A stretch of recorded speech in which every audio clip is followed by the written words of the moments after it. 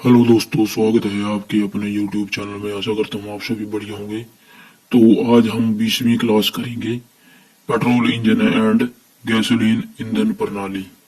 तो question number 1 है कि इंजन एक यांत्रिक युक्ति है जो परिवर्तित करती है मैकेनिकल एनर्जी को हीट एनर्जी में, हीट एनर्जी को मैकेनिकल एनर्जी में, मैकेनिकल एनर्जी को साउंड एनर्जी में। उपरोक्त में से कोई नहीं। तो आंसर है इसका option number B, heat energy को मैकेनिकल एनर्जी में कन्वर्ट करती है क्या? इंजन। अगला है, इंजन में पेट्रोल का दहन होता है, इससे आपका क्या अभिप्राय है? तो पेट्रोल के जलने के कारण इंजन बंद हो जाता है। पेट्रोल के जलने के कारण इंजन में शक्ति उत्पन्न होती है। पेट्रोल के जलने के कारण इंजन कार्य नहीं कर पाता। उपरोक्त में से कोई नहीं। तो आंसर है इसका बी, पेट्रोल के जलने के कारण इंजन में शक्ति उत्पन्न होती है। अगला है, टू स्ट्रोक इंजन में पोर्टों का मुख्य प्रयोग किया जाता है। चार्ज करने के लिए, पावर स्ट्रोक के लिए, ताजा ईंधन आने व जली गैसों को बाहर निकालने के लिए। उपरोक्त में से कोई नहीं। तो आंसर है इसका सी, ताजा ईंधन आने व जली गैसों को बाहर निकालने के लिए टू स्ट्रोक इंजन में पोर्टों का प्रयोग किया जाता है। अगला है, टू स्ट्रोक इंजन में प्रथम स्ट्रोक में होते हैं पावर तथा सक्शन स्ट्रोक, एग्जॉस्ट तथा सक्शन स्ट्रोक, सक्शन स्ट्रोक तथा कंप्रेशन स्ट्रोक, ये सभी। तो टू स्ट्रोक में प्रथम जो दो स्ट्रोक के होती है वो सक्शन तथा कंप्रेशन स्ट्रोक होती है। अगला है, टू स्ट्रोक इंजन होते हैं। तो टू स्ट्रोक जो इंजन होते हैं वो एयर कूल्ड इंजन होते हैं। अगला है, निम्न में से किसमें पावर कम उत्पन्न होती है? वो स्ट्रोक साइकिल इंजन में, टू स्ट्रोक साइकिल इंजन में, थ्री स्ट्रोक साइकिल इंजन में। उपरोक्त में से कोई नहीं। तो आंसर है इसका ऑप्शन ए, फोर स्ट्रोक चक्कर इंजन में, साइकिल इंजन में कम पावर उत्पन्न होती है। अगला है, कंप्रेस्ड मिश्रण को जलाना किस स्ट्रोक के अंतर्गत आता है? Power stroke, suction stroke, exhaust stroke, compression stroke. तो कंप्रेशन मिश्रण को जलाना पावर स्ट्रोक के अंतर्गत आता है। अगला है, स्पार्क इग्निशन इंजन में ईंधन के रूप में प्रयोग किया जाता है। स्पार्क इग्निशन इंजन में ईंधन के रूप में क्या प्रयोग किया जाता है? पेट्रोल, गैस, डीजल, पेट्रोल वो वायु का मिश्रण। तो आंसर है इसका डी, पेट्रोल और वायु का मिश्रण, एयर फ्यूल का मिक्सचर। अगला है, इनमें से कौन सा पेट्रोल इंजन का भाग है सिलेंडर, पिस्टन, फ्लाई व्हील, ये सभी। तो ये सारे पेट्रोल इंजन के भाग हैं। अगला है, क्वेश्चन नंबर 10 है, पेट्रोल इंजन में प्रयुक्त सिलेंडर के धातु के बने होते हैं। डलवा लोहा का बना होता है सिलेंडर। अगला है, सिलेंडर की ऊपरी सीमा और निचली सीमा कहलाती है एनडीसी तथा बीडीसी, पीडीसी तथा केडीसी, टीडीसी तथा बीडीसी। इनमें से कोई नहीं। तो सिलेंडर की ऊपरी और निचली सीमा कहलाती है टीडीसी तथा बीडीसी, टॉप डेड सेंटर और बॉटम डेड सेंटर। अगला है, सिलेंडर हेड किस धातु के बने होते हैं? तो सिलेंडर हेड जो होते हैं वो कास्ट आयरन के बने होते हैं। अगला है, मल्टी सिलेंडर इंजन में प्रयोग होते हैं। एक सिलेंडर दो पिस्टन, एक से अधिक सिलेंडर। उपरोक्त में से कोई नहीं। तो आंसर है इसका एक से अधिक सिलेंडर। अगला है, निम्न में से कौन सा पिस्टन से संबंधित नहीं है? Ring, Gajan pin, connecting rod, crank shaft. तो पिस्टन से जो संबंध नहीं है वो है क्रैंक शाफ्ट का। अगला है, क्रैंक शाफ्ट इंजन का मुख्य भाग है, इस भाग का क्या कार्य है? क्रैंक शाफ्ट दोलन गति, क्रैंक शाफ्ट पिस्टन की दोलन गति को घूर्ण गति में बदलना, क्रैंक शाफ्ट पिस्टन के ऊपर नीचे की चाल को घूर्ण गति में परिवर्तन करना। ऑप्शन सी इसका राइट आंसर है। अगला है, केम चक्रीय गति को डैश गति में परिवर्तित करता है? घूर्णी, पश्चाग्र, रेखीय, दोलन। तो आंसर है इसका ऑप्शन सी, रेखीय। अगला है, फोर स्ट्रोक इंजन का अंतिम स्ट्रोक होता है। तो फोर स्ट्रोक का जो अंतिम स्ट्रोक होता है वो एग्जॉस्ट स्ट्रोक होता है। स्ट्रोक कौन कौन सी होती है? Suction stroke, compression stroke, power stroke और एग्जॉस्ट स्ट्रोक। अगला है कि क्रैंक शाफ्ट टर्निंग सरल व सुगम बनाने में सहायक होते हैं। अब केंद्रीय बल, flywheel, counterweight cam. तो क्रैंक शाफ्ट टर्निंग सरल सुगम बनाने के लिए काउंटर वेट होते हैं। क्वेश्चन नंबर 19 है, इलेक्ट्रॉनिक्स फ्यूल इंजेक्शन प्रणाली निम्न में से किस प्रणाली का आधुनिक रूप है? कार्बोरेटेड प्रणाली, गैसोलीन इंजेक्शन प्रणाली, ईंधन आपूर्ति प्रणाली, CRDI प्रणाली। ऑप्शन बी गैसोलीन इंजेक्शन प्रणाली। तो गैसोलीन जो पेट्रोल होता है उसको गैसोलीन भी कहते हैं। अगला है, पिस्टन का व्यास सिलेंडर के व्यास से होता है, अधिक, कम, बराबर, इनमें से कोई नहीं। तो जो सिलेंडर का व्यास होता है उससे कम होता है पिस्टन का व्यास। ऑप्शन बी इसका राइट है। अगला है 21वां क्वेश्चन, पिस्टन रिंग के दोनों सिरों के बीच कुछ गैप होता है जिसे पिस्टन रिंग गैप कहते हैं। इस गैप की चौड़ाई कितनी होती है? 0.178 mm से लेके 0.50 mm तक होती है। अगला है, गजन पिन को कहा जाता है?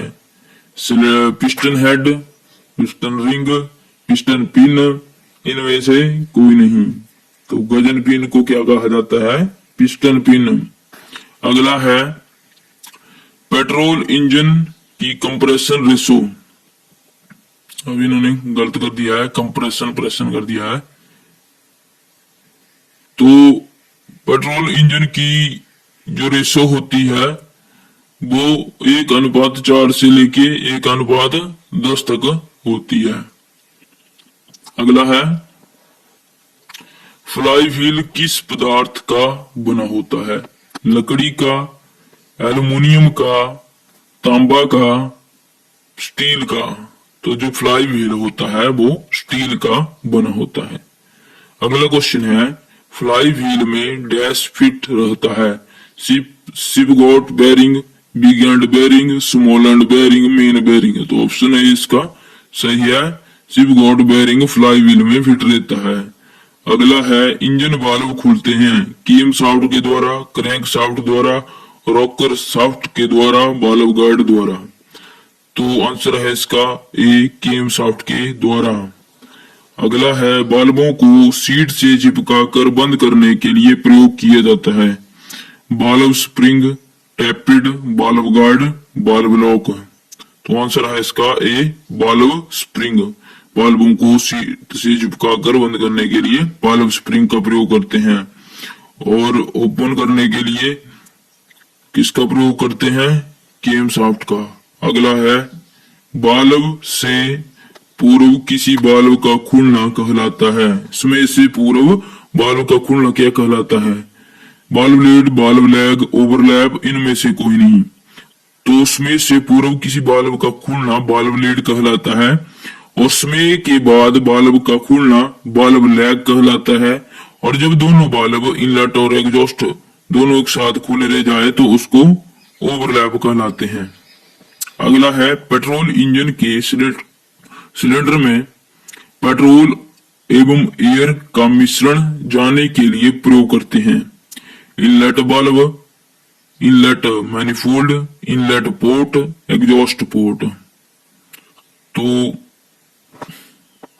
टू स्ट्रोक की बात होती तो इनलेट पोर्ट, और 4 स्ट्रोक की बात होती तो इनलेट वाल्व।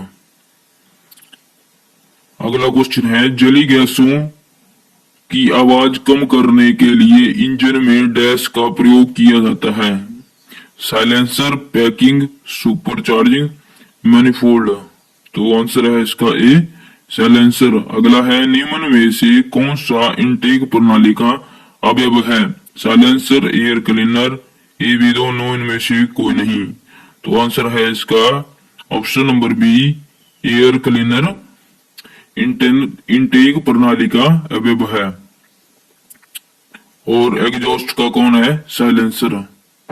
उसके बाद नेक्स्ट है, इंजन में जली गैसें निम्न में से किस पोर्ट के द्वारा बाहर निकलती है? तो ट्रांसफर पोर्ट के द्वारा जली गैसें बाहर निकलती है। सॉरी, बाहर नहीं निकलती, ट्रांसफर पोर्ट के द्वारा जली हुई गैसें बाहर नहीं निकलती। उसके बाद स्क्वेंजिंग के बारे में पढ़ लेते हैं थोड़ा सा कि स्क्वेंजिंग क्या है। तो इंजन सिलेंडर के ईंधन में दहन के उपरांत ऊर्जा की उत्पत्ति होती है। दहन के फलस्वरूप ईंधन सिलेंडर में गैस निर्मित होती है जो कि ईंधन की एग्जॉस्ट प्रणाली द्वारा वायुमंडल में प्रवाहित कर दी जाती है।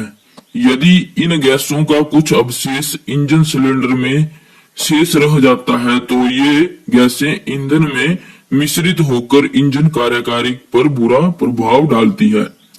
इसी उद्देश्य हेतु इंजन में स्क्वेंजिंग प्रक्रिया की जाती है। इस प्रक्रिया के अंतर्गत इंजन के एग्जॉस्ट स्ट्रोक के उपरांत शेष अतिरिक्त गैसों को अवशोषित करके वायुमंडल में प्रभावित कर उसके स्थान पर स्वच्छ वायु को भर दिया जाता है। इस प्रक्रिया इंजन सिलेंडर में केवल विशुद्ध ईंधन का ही दहन होता है।